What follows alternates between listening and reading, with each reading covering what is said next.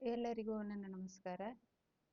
ಇವತ್ತು ನಾವು 2024ರ ಪ್ರೀವಿಯಸ್ ಇಯರ್ ಕ್ವಶನ್ ಪೇಪರನ್ನು ಅನಲೈಸ್ ಮಾಡೋಣ. History subject. ಮೊದಲೇ question, which of the following is identify the Nasatya of Rigveda? So answer ಏನಾಗುತ್ತೆ ನೋಡ್ರಿ, ಅಶ್ವಿನಿ ದೇವತೆಗಳು. ಇಲ್ಲಿ ಆಪ್ಷನು ಅಸುರ, ಮಿತ್ರ, ಪಾಣಿ, ಅಶ್ವಿನಿ. ಅಶ್ವಿನಿ ಆನ್ಸರ್ ಆಗುತ್ತೆ ನೋಡ್ರಿ. ಅಶ್ವಿನಿ ದೇವತೆಗಳು ಎಂದು ಕರೆಯುವ ನಾಸತ್ಯರು ಋಗ್ವೇದದಲ್ಲಿ ಕಂಡುಬರುವ ವೇದಿಕ ದೇವತೆಗಳು. ಅವರು ಉದಯ ಬೆಳಕು ಗುಣಪಡಿಸುವುದರೊಂದಿಗೆ ಸಂಬಂಧ ಹೊಂದಿರೋ ಅವಳಿಯ ಆಕಾಶ ಕುದುರೆ ಸವಾರರು. ಅಂದ್ರೆ ಇಲ್ಲಿ ಏನ್ ಕೇಳಿದಾರ್ರಿ, which of the following identify the Nasatya. Nasatya ಋಗ್ವೇದದಲ್ಲಿ ಹೇಗೆ ಐಡೆಂಟಿಫೈ ಮಾಡ್ತಾರ, ಯಾರು ಅವರು, ಎಲ್ಲಿ ಐಡೆಂಟಿಫೈ ಮಾಡಿದಾರ, ಏನ್ ಕೆಲಸ ಅನ್ನೋದನ್ನ ಕೇಳಿದಾರ್ರಿ. ಆಮೇಲೆ which of the inscription record the untrusting for 2 sums of money to Shen weavers to tone Govardhana, providing cost of clothing etc. for a set of 20 monks. ಇಲ್ಲಿ ಯಾವ ಶಾಸನದಲ್ಲಿ 20 ಬೌದ್ಧ ಭಿಕ್ಷುಕರಿಗೆ ಬಟ್ಟೆ ವ್ಯವಸ್ಥೆ ಮಾಡಿದ ಬಗ್ಗೆ ಉಲ್ಲೇಖ ಇದೆ ಅಂತ ಕೇಳ್ತಾರ್ರಿ. ಅದು ಉಸವದತ್ತ ಇನ್ನು ನಾಸಿಕಕ್ಕೆ ಉಸ್ದವರಿ.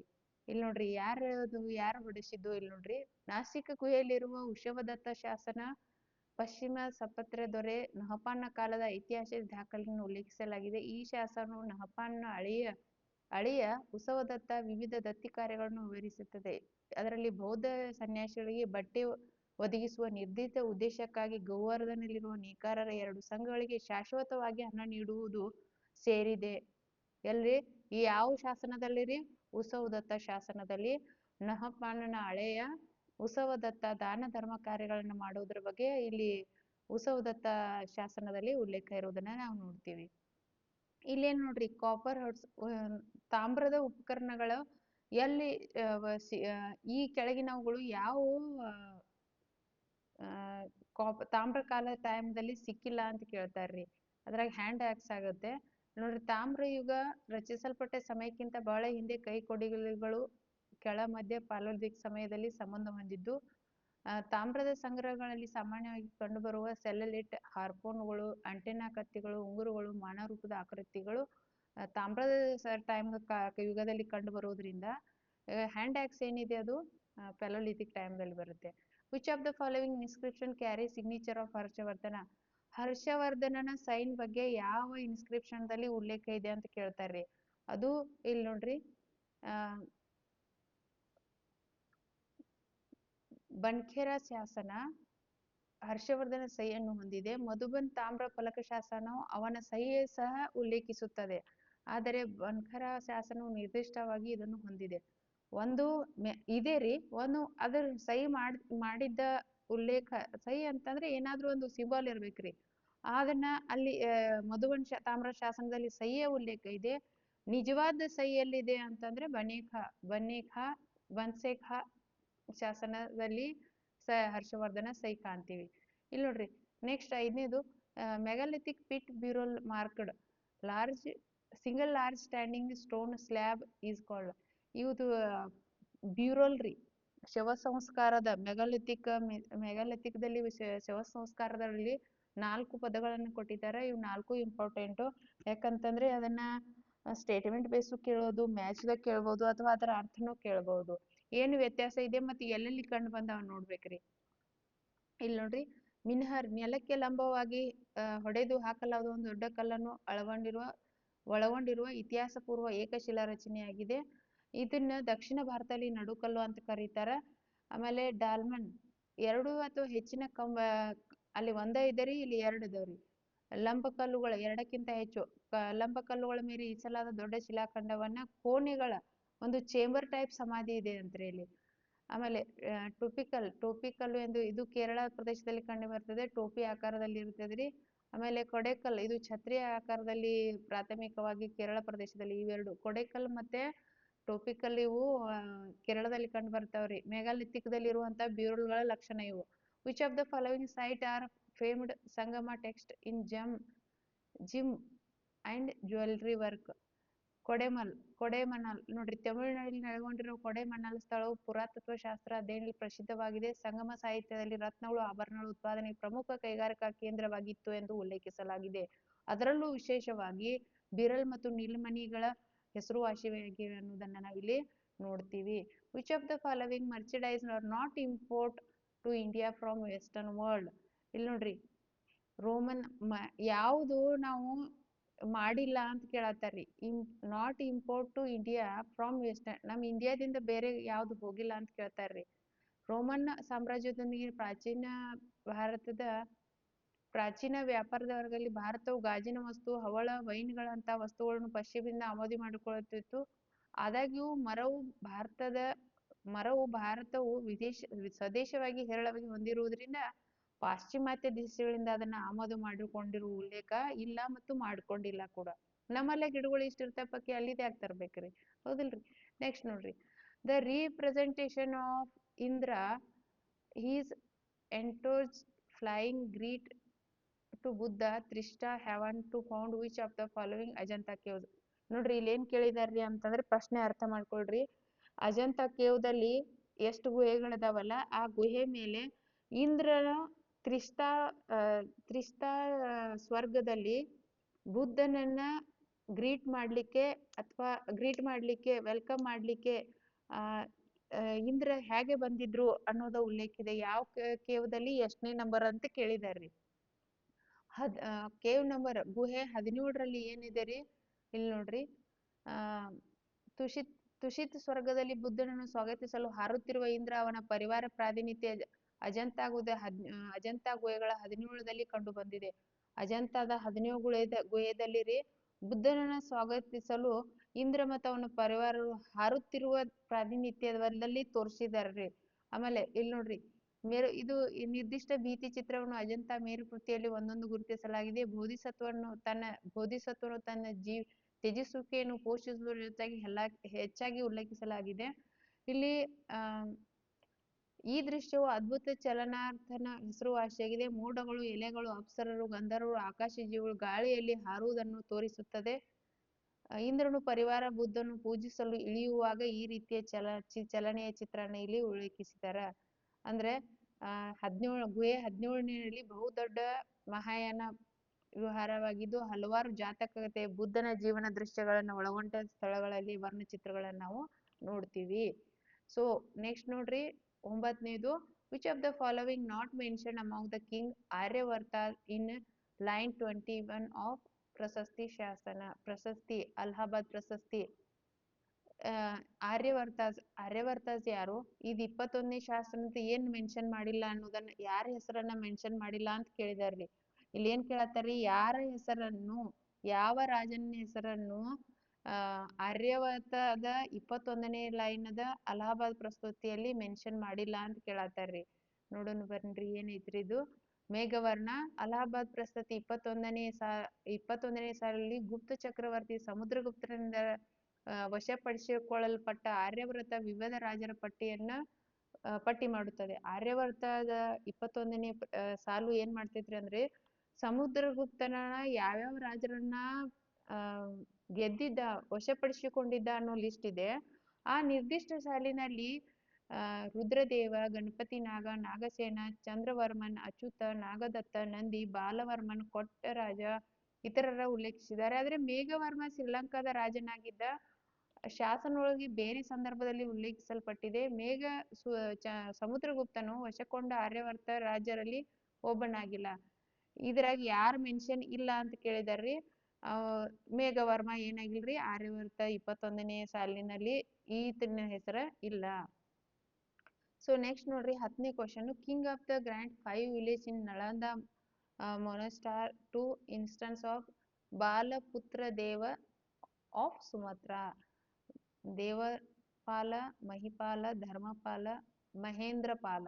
ಸೊ ಏನ್ ಕೇಳ್ತಾರಿ? 5 ವಿಲೇಜ್ ನಳಂದ ಯೂನಿವರ್ಸಿಟಿಗೆ, ನಳಂದ ವಿಶ್ವವಿದ್ಯಾಲಯಗೆ 5 ವಿಲೇಜ್ ಅನ್ನ ಯಾವ ರಾಜ, ಈ 4 ಕೆಳಗಿನ ಕೊಟ್ಟಂತ 4 ರಾಜ್ಯಗಳಲ್ಲಿ ಯಾರು ಕೊಟ್ಟಿದಾರ ಅಂತ ಕೇಳ್ತಾರ್ರಿ. ಇಲ್ಲಿ ನೋಡ್ರಿ, ಸುಮಾತ್ರ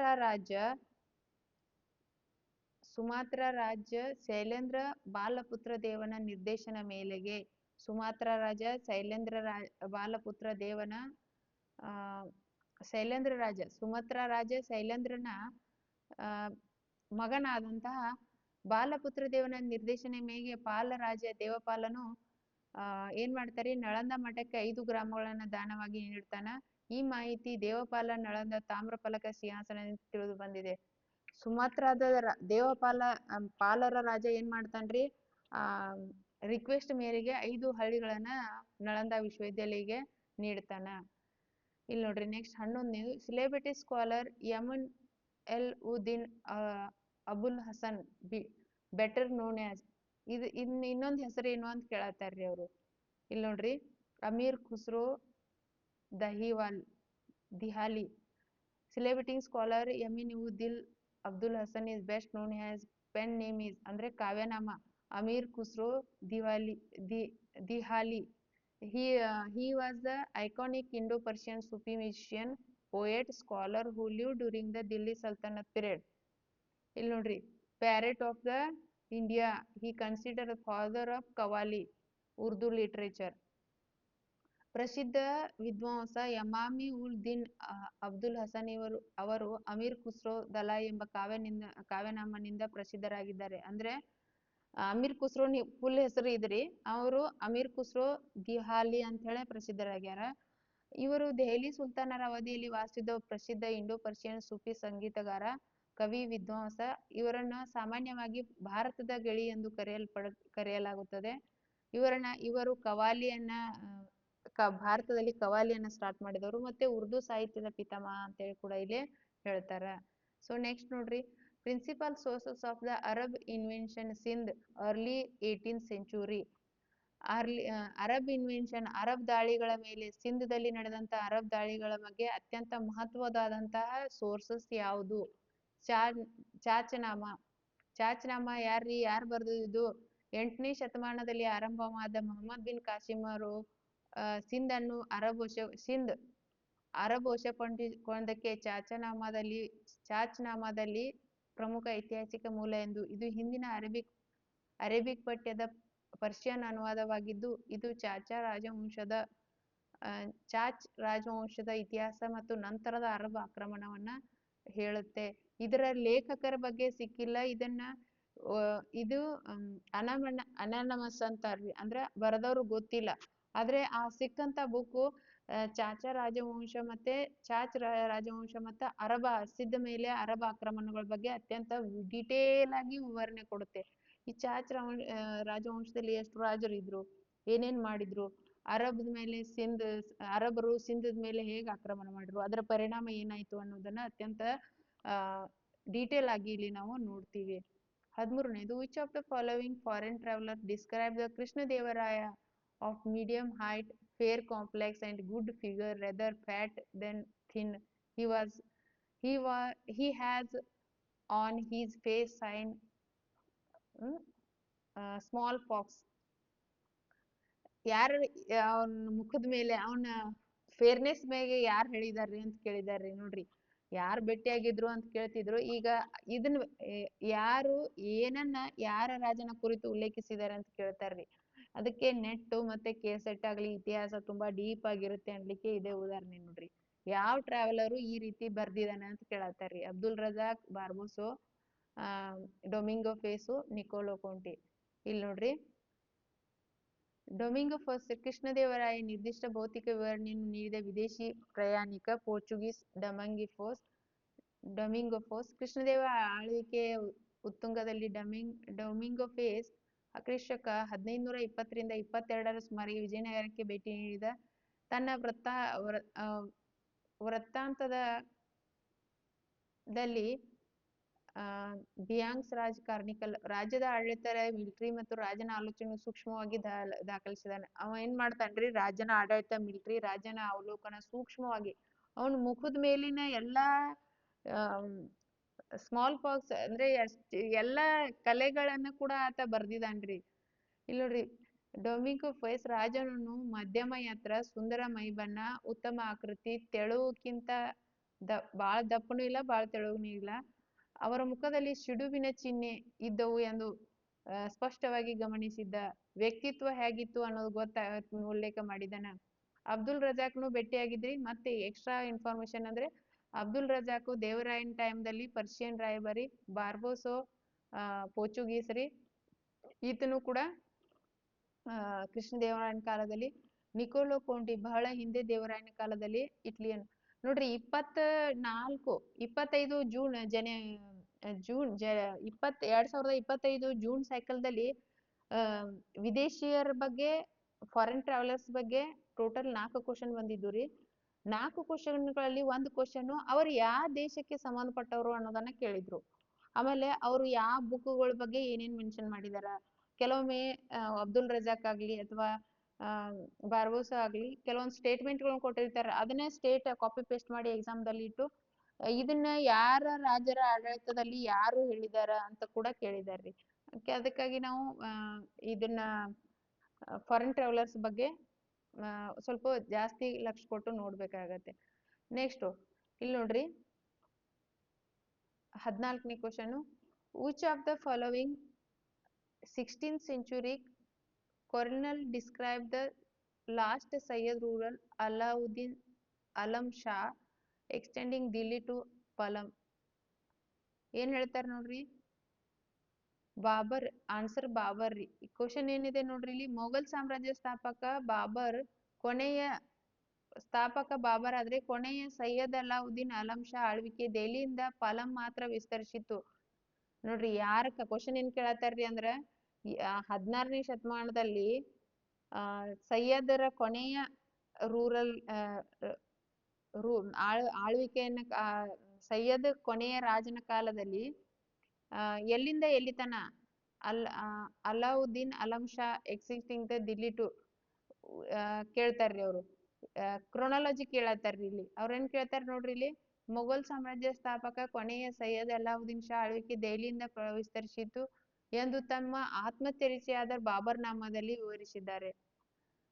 ಸೈಯದನ ಕೊನೆಯ ಯಾರ್ ಮೆನ್ಷನ್ ಮಾಡಿದಾರ ಅದನ್ನ ಅಂತ ಕೇಳಿದಾರ್ರಿ ಅವರು. ಅದನ್ನಲ್ಲಿ ಏನ್ ಹೇಳ್ತಾರ್ರಿ ಅವರು, ಬಾಬರ್ ನಾಮದಲ್ಲಿ ಬಾಬರ್ ತನ್ನ ಆತ್ಮಕಥೆಯಲ್ಲಿ ಸ್ವತಃ ತಾನೇ ಮಾಡ್ತಾನ್ರಿ. ಸೈಯದರ ದೊರೆಯ ಅಲ್ವುದ್ದೀನ್ ಅಲಂ ಶಹಾನ ಕೊನೆಯ ಆಳ್ವಿಕೆ ಟೈಮ್ದಲ್ಲಿ ದೆಹಲಿ ಮತ್ತು ಪಲ್ಲಂ ಅಷ್ಟೇ ಏನಾಗಿದ್ದು ರೀ, ಆಳ್ವಿಕೆಗೆ ಒಳಪಟ್ಟಿದ್ದು ಅಂತ ಹೇಳ್ತಾರ್ರಿ.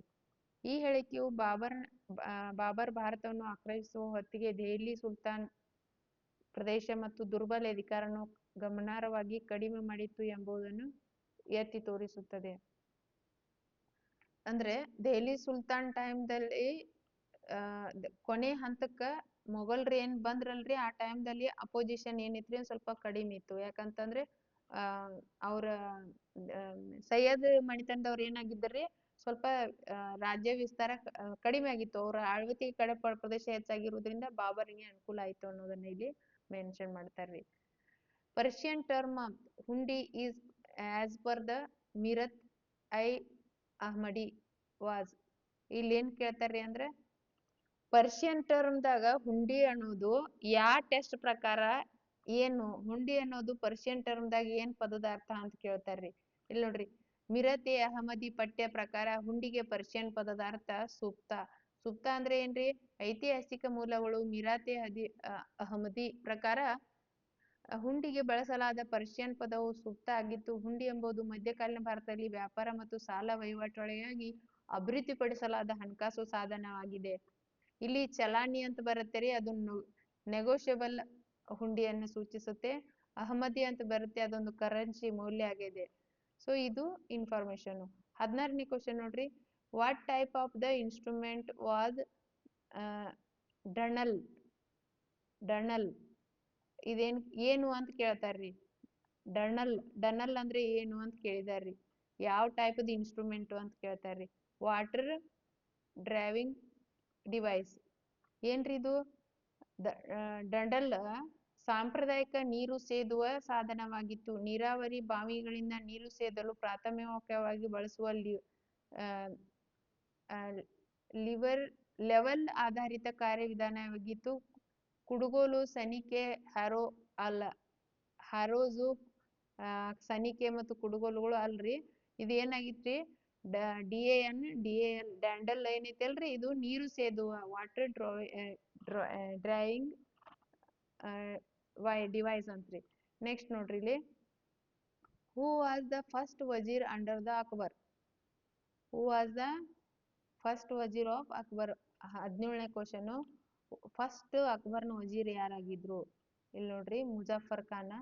ಮುಜಫರ್ ಖಾನ್ ತುರ್ಬತಿ ಮೊಘಲ್ ಚಕ್ರವರ್ತಿ ಅಕ್ಬರ್ನ ಅಡಿಯಲ್ಲಿ ಮೊದಲ ವಜೀರನಾಗಿದ್ದು, ಬೈರಮ್ ಖಾನ್ ಅವರ ರಾಜ್ಯ ಪ್ರಭುತ್ವ ಕೊನೆಗೊಂಡು ಅಕ್ಬರರ ಆಡಳಿತದ ಸಂಪೂರ್ಣ ನಿಯಂತ್ರಣ ವಹಿಸಿಕೊಂಡ ನಂತರ ಅವರನ್ನು ಈ ಹುದ್ದೆಗೆ ಅಂದ್ರೆ ಭೈರವ್ ಖಾನ್ ಯಾರು ಹೇಳ್ರಿ? ಅಕ್ಬರ್ನ ಬಾಡಿ ಗಾರ್ಡ್ ರೀ. ಯಾಕಂದ್ರೆ ಅಕ್ಬರ್ ಹುಮಾಯೂನ್ ಇದನ್ ಮಾಡಿದ ನಂತರ ಅಕ್ಬರ್ ಏನ್ ಮಾಡ್ತಾನ್ರಿ, ಸಣ್ಣವನಿದ್ದಾಗ ಭೈರವ್ ಖಾನ್ ಆಡಳಿತದಾಗ ನಡಿತೈತ್ರಿ. ಅಕ್ಬರ್ ಆಡಳಿತಕ್ಕೆ ಬಂದ ನಂತರ ಫಸ್ಟ್ ಹುದ್ದೆಗೆ ಬಂದವರು ಮುಜಫರ್ ಖಾನ್. ರಾಜ ತೋದರ್ಮಲ್ ಪ್ರಾಮುಖ್ಯತೆ ಒಂದು ತನ್ನ ಪ್ರಸಿದ್ಧ ಭೂಕಂದಾಯ ವ್ಯವಸ್ಥೆಗೆ ಜಾರಿಗೆ ತರುವಲ್ಲಿ ಮುಜಫರ್ ಖಾನ್ ಆಡಳಿತ ಕಂದಾಯ ಹಣಕಾಸು ಪಾತ್ರ. ತೋದರ್ಮಲ್ಲನ್ನು ಭೂ ಕಂದಾಯ ವ್ಯವಸ್ಥೆಯನ್ನು ಜಾರಿ ಮಾಡ್ಲಿಕ್ಕೆ ಮೊದಲನೇ ವಜೀರನಾದಂತಹ ಮುಜಾಫರ್ ಖಾನ್ ಏನ್ ಮಾಡ್ತಾನ್ರಿ, ಹೆಲ್ಪ್ ಮಾಡ್ತಾನ, ಪ್ರಮುಖ ಪಾತ್ರ ವಹಿಸ್ತಾನ. 18ನೇ ನೋಡ್ರಿ ಖುದ್ ಕಸ್ತತ್ರಿ. ಇದು ರಾಜಸ್ಥಾನಕ್ಕೆ ರೈತರ ಬಗ್ಗೆ ಇದು. ಖುದ್ ಕಸ್ತ್ ರೈತರ ಎಲ್ಲಿ ಇನ್ನು ರಾಜಸ್ಥಾನ್ ಹಂಗಂದ್ರೆ ಏನು? ಖುದ್ ಕಸ್ತ್ ರೈತರು ಅಂದ್ರೆ ಏನು ರಾಜಸ್ಥಾನದಲ್ಲಿ ಅಂತ ಕೇಳತ್ತಾರ್ರಿ. ಇಲ್ಲಿ ನೋಡ್ರಿ ರಾಜಸ್ಥಾನದಲ್ಲಿ ಖುದ್ ಕಸ್ತ್ ರೈತರು ಅಂದ್ರೆ ಗವತಿಗಳು. ಯಾರಿಗೆ ಖುದ್ ಕಸ್ತ್ ಅಂತಾರ್ರಿ ರಾಜಸ್ಥಾನದಲ್ಲಿ ಅಂತಂದ್ರೆ ತಮ್ಮದೇ ಆದ ಭೂಮಿಯನ್ನು ಸಾಗುವಳಿ ಮಾಡಿದ ರೈತರನ್ನ ಸೂಚಿಸುತ್ತದೆ. ಕೂಲಿ ಕಾರ್ಮಿಕರನ್ನು ಅವಲಂಬಿಸದ ಈ ಸ್ವಕೃಷಿ ರೈತರನ್ನು ಸ್ಥಳವಾಗಿ ಗವತಿ ಅಂತ ಕರೀತಾರ. ರಾಜಸ್ಥಾನದಲ್ಲಿ ಖುದ್ ಕಸ್ತ್ ರೈತರು ಅಂತಂದ್ರೆ ಗವತಿಗಳು. ಅಂದ್ರೆ ಅವ್ರಿಗೆ ತಮ್ಮ ಹೊಲಾನ ಬೇರೆದವ್ರಿಗೆ ಕೊಡಂಗಿಲ್ಲ, ಸ್ವತಃ ತಾವೇ ಮಾಡ್ತಾರ್ರಿ ಅಂದಂಗ. ನೆಕ್ಸ್ಟ್ ನೋಡ್ರಿ ಇಲ್ಲಿ 19ನೇ question, who among the following not associated with Warkari movement in the region of. ಇದು ಕ್ವಶನ್ ಬಂದಿತ್ರಿ 25 ಡಿಸೆಂಬರ್ದಲ್ಲಿ. ಈ 26 ಜನವರಿ ಎಲ್ಲ ಐತಲ್ರಿ, ವಾರ್ಕರಿ ಮೂವ್ಮೆಂಟ್ ಬಗ್ಗೆ ಒಂದ್ ಕ್ವಶನ್ ಬಂದಿತ್ತು. ಸೊ ರೀಜನ್ ಆಫ್ ಮಹಾರಾಷ್ಟ್ರ ಯಾರು ನೋಡ್ರಿ? ವಿಘ್ನೇಶ್ವರ, ಏಕನಾಥ, ನಾಮದೇವ, ಜ್ಞಾನದೇವ. ಯಾರು ಅಸೋಸಿಯೇಟ್ ಆಗ್ಯಾರ? ಯಾರು ಅದಕ್ಕೆ ಸಂಬಂಧ ವಾರ್ಕರಿ ಮೂವ್ಮೆಂಟ್ ಗೆ ಅಸೋಸಿಯೇಟ್ ಆದವರು?